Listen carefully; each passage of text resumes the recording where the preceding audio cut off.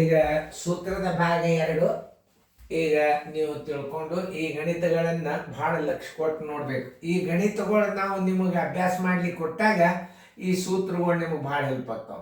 ಈಗ ಸೂತ್ರ ಬರೆದದ್ದನ್ನು ಓದ್ಕೋಬೇಕು. ಓದ್ಕೊಳ್ಳೋದ್ರಿಂದ ಏನಾಗ್ತದ ನಿಮ್ಗೆ ಗುರ್ತಾಗ್ತದೆ, ಹೆಂಗೆ ಏನು ಹಚ್ಚಿದ್ರೆ ಉತ್ತರ ಬರ್ತದನ್ನು ತಿಳಿತದೆ. ಈಗ ಎಲ್ಲರೂ ಲಕ್ಷ್ಯ ಕೊಟ್ಟು ನೋಡ್ರಿ. ಇಲ್ಲೇ ಇದಕ್ಕೆ ಪಾದ, ಇದಕ್ಕೆ ಎತ್ತರ ಅಂತಾರೆ ಲಂಬ, ಇದಕ್ಕೆ ಇನ್ನೊಂದು ಹೆಸರೇನು ಭುಜಕ, ಇದಕ್ಕೆ ಏನಂತಾರ ಪಾದ ಅಂತಾರ, ಇದಕ್ಕೇನಂತಾರ ಅಂದ್ರೆ ಎತ್ತರ.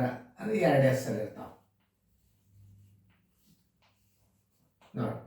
ಇವೆರಡು ನೆನ್ಪಿಟ್ಕೊಂಡು ಆ ಭುಜಕ್ಕೆ ಎತ್ತರ ಅಂತಾರ, ತಳಗಿಂದಕ್ಕೆ ಏನಂತಾರ ಪಾದ ಅಂತಾರ. ಎಲ್ಲ ರೀತಿ ಗುರ್ತಿರ್ಬೇಕು ನಿಮ್ಗೆ.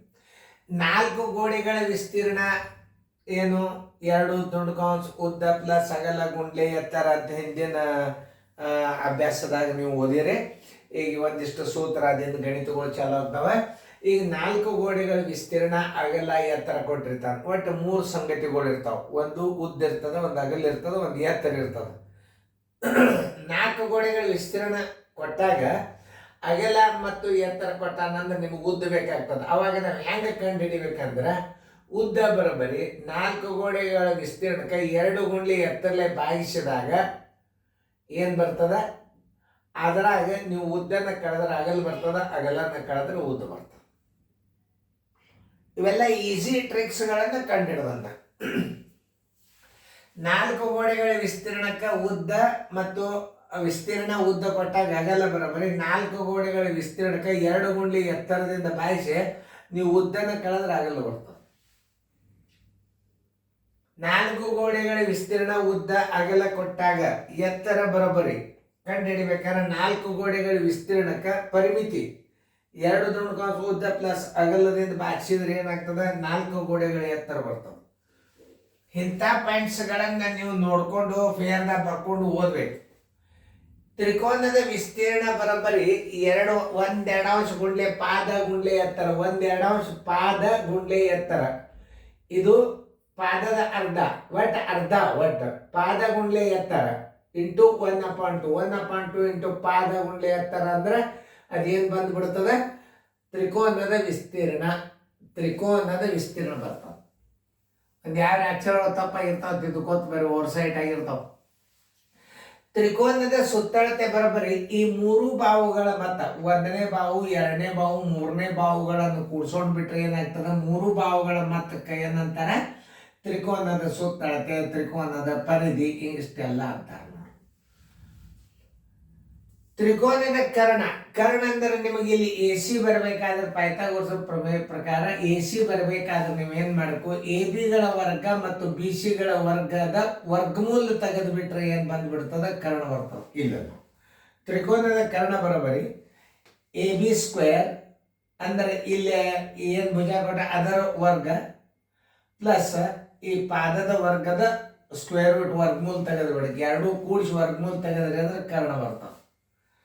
ಇನ್ನು AB ಇದು ಬರಬೇಕಾದ್ರೆ ಈ AB ಬರಬೇಕಾದ್ರೆ ಏನು ಮಾಡಬೇಕು? ಕರ್ಣ ಸ್ಕ್ವೇರ್, ಈ ಕರ್ಣದ ಅಳತೆಯನ್ನು ಸ್ಕ್ವೇರ್ ಮಾಡಿ ಅದರಾಗ ನೀವು ಈ ಭುಜದ ಅಳತೆಯನ್ನು BC² ಅಂದ್ರೆ ಈ ಭುಜದ ವರ್ಗನ ಕಳೆದಾಗ ಏನು ಬರ್ತದೆ? AB ಭುಜ ಬರ್ತದೆ.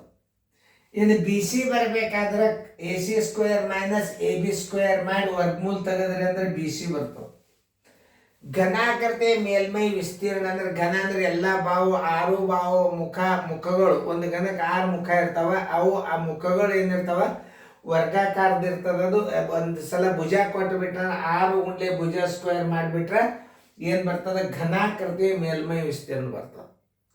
ಇದನ್ನ ಸರಿಯಾಗಿ ನೀವು ಫೇರ್ದಾಗ ಬರ್ಕೊಂಡು ಚೆನ್ನಾಗಿ ನೋಟ್ಬುಕ್ದಾಗ ಇದ್ರ ಮೇಲೆ ಗಣಿತಗಳು ಚಾಲು ಆಗ್ತಾವೆ. ಮತ್ತೆ ಹೊಸ ಯಾವ್ಯಾವ ಸೂತ್ರ ಬಂದು ಅಂದ್ರೆ ನಿಮಗೆ ನಾವು ತಿಳಿಸ್ತೀವಿ. ಇವತ್ತನ್ನೆಲ್ಲ ಚೆನ್ನಾಗಿ ಫೇರ್ ಮಾಡ್ಕೊಳ್ರಿ. ಇದು ಕೋಚಿಂಗ್ ಕ್ಲಾಸ್ ಅಭ್ಯಾಸನ ಮನೆಯಾಗ ಮಾಡಬೇಕು, ಕೋಚಿಂಗ್ ಕ್ಲಾಸ್ಗಳಿಗೆ ಹೋಗಿ ಕಲಿಬೇಕು.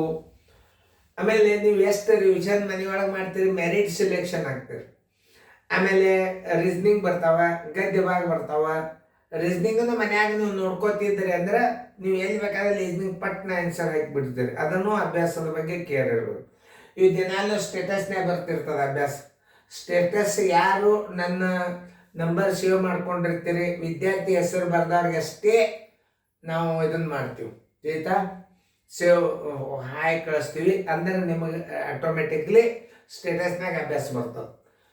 ಈಗ ಎಲ್ಲರೂ ಚೆಂದಂಗೆ ನೋಡ್ಕೊರಿ, ಗ್ರೂಪ್ನಾಗ ಹಾಕ್ತದೆ, ವಾಟ್ಸಪ್ ಗ್ರೂಪ್ನಾಗ ಹಾಕ್ಬೇಕಾದ್ರೆ ಈಗಿಂದ ನೀವು ಅಭ್ಯಾಸಗಳನ್ನು 30ರ ತನಕ ಮಗ್ಗಿ ಬೈಪಟ್ ಮಾಡಿರಿ. ಏಪ್ರಿಲ್ದಲ್ಲಿ ಬೇಸಿಕ್ ಅಭ್ಯಾಸ ಬರ್ತದೆ, ಅದೊಂದು ಹೊಸ ಟೈಪ್ ಮಾಡ್ಲಿಕ್ಕತ್ತದ. ಅದನ್ನು ನೀವು ದಿನಾಲು ರಿವಿಷನ್ ಮಾಡಿದಿರಿ ಅಂತಂದ್ರೆ ನಿಮಗೆ ಬೇಗನೆ ಅಭ್ಯಾಸ ತಿಳಿತದೆ. ಒಂದು ಎರಡನೇದು, ಬೇಸಿಕ್ ಸ್ಕೂಲ್ ಚಾಲು ಆಗೋದ್ರೊಳಗೆ ಏಪ್ರಿಲ್ 1 ಒಳಗಾಗಿ ನೀವು 30ರ ತನಕ ಎಕ್ಸ್ಪರ್ಟ್ ಬಗ್ಗೆ ಭಾಗಾಕಾರ ಸರ್ ಕಲ್ತಿದ್ರಿ ಅಂದ್ರೆ ನಮ್ಮ ಅಭ್ಯಾಸ ಭಾಳ ಬೇಗನೆ ತಿಳಿತದೆ. ನೀವು ದಯಮಾಡಿ ಪಾಲಕರು ಮಕ್ಕಳಿಗೆ ದಿನಾಲು ಸಂಜೆನ್ಯಾಗ ಅಥವಾ ಮುಂಜಾನೆ ಎದ್ದುಕೊಳ್ಳಿ 30ರ ತನಕ ಬಗ್ಗೆ ಅನಿಸೇ ಅವ್ರಿಗೆ ಊಟ ಟಿಫಿನ್ ಚಹಾ ಕೊಡ್ರಿ. ನೋಡ್ರಿ ಹೆಂಗೆ ಶಾಣರ್ ಆಗ್ತಾರೆ.